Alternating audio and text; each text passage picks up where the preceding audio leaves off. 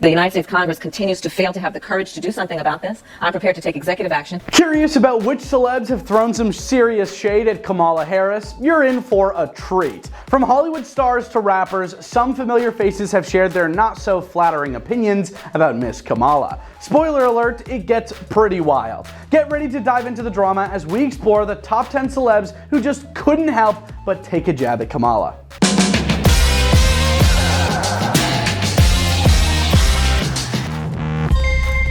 First up, we have Elon Musk. This guy is the king of tweeting his thoughts, whether they make sense or not. I'm not just MAGA, I'm dark, gothic MAGA. He once declared that Kamala is quite literally a communist. Like, come on, Elon. Maybe he was just in a bad mood after finding out he couldn't launch himself to Mars for brunch. Elon, the guy behind electric cars and rocket ships and everything nerdy, really thinks he's political expert now. Do you guys think he's speaking facts or what? USA!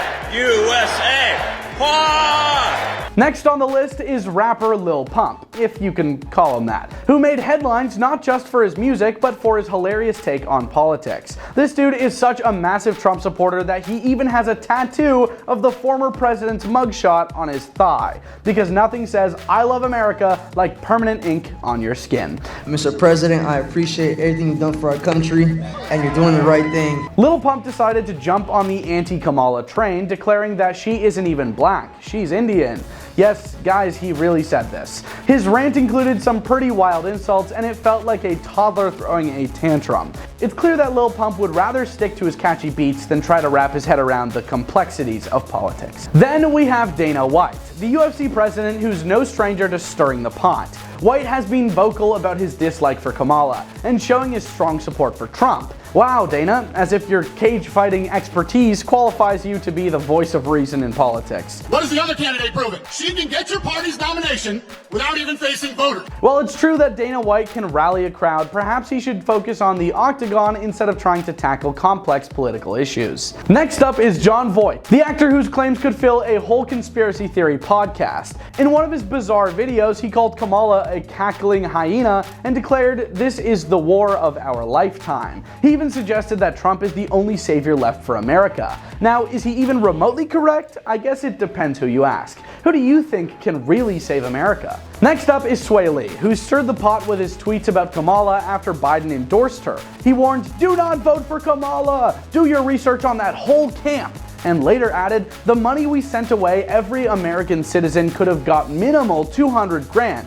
Think about that. She don't do nothing but sign off on things against y'all, us in brackets. Voting just because you think she's black is not going to end in your favor." Swae's comments suggest voters should think critically about their choices, but do you think he's spitting facts or nonsense? On to Roseanne Barr, who seems to be trying to stage her comeback one controversial tweet at a time. She took to Twitter to diss the two-party system and called Kamala a loser. Oh, Roseanne, you've had your own share of losing moments lately. It's like she's forgotten she's been in the hot seat herself. It's a little rich to throw shade when your own career has had more ups and downs than a roller coaster. Next, we have Rob Schneider, the actor who seems to think his opinion carries weight in the political arena. He tweeted about how Kamala isn't inspirational, which is hilarious coming from a guy whose career peaked in the late 90s. Rob's critique was so shallow that it felt like he was just looking for a reason to be relevant again. But then again, what do you guys think? Is Kamala even a little inspirational? Moving on, Amber Rose chimed in with her take on Kamala and Megan Thee Stallion's collaboration, accusing them of pandering to black people. Amber Rose is in the industry where artists often perform to raise awareness and connect with their audience. The idea that Kamala is just trying to manipulate the black vote is a pretty simplistic view, but is it true? You guys are gonna have to let us know. Actor Dean Kane weighed in too, sharing his thoughts on Kamala during a podcast. He bluntly said she's very unlikable. Wow, Dean, that's a hot take. Thanks for bringing good points to the debate.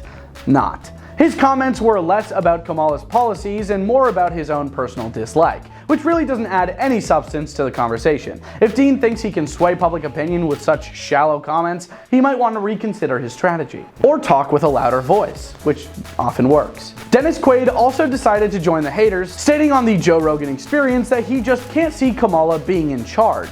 It's a bold take, but maybe he's tapping into a broader conversation that resonates with many. Quaid's concern highlights a genuine concern some voters have about Kamala's leadership style and decision-making skills. And then there's Hulk Hogan, who made a joke at an event about wanting to body slam Kamala Harris. Ha, very funny, Hulk. Nothing like a little violence disguised as humor to really bring people together, right? He also made comments that crossed the line when he mimicked a Native American gesture. In a world where people are trying to bridge gaps and foster understanding, this kind of humor just feels outdated and disrespectful. Let's try to use logic when it comes to politics, please. So there you have it, 10 celebrities who hated Kamala Harris and ended up sounding more ridiculous than insightful. It's a reminder that sometimes famous faces just don't know when to keep their opinions to themselves, do they? But hey, maybe that's what makes them entertaining. Like me. What do you guys think? Did these celebrities spit facts, or do they not know what they're talking about? Let me know your thoughts in the comments below. Leave a like if you like this video, sub if you want to see more, and thanks for watching. Peace out. Alright guys, as you know, before they're famous, they've partnered with Mogul Productions, which is allowing you access to Hollywood events and film sets. We're giving you the ability to either crowdfund as an investor or as a creator.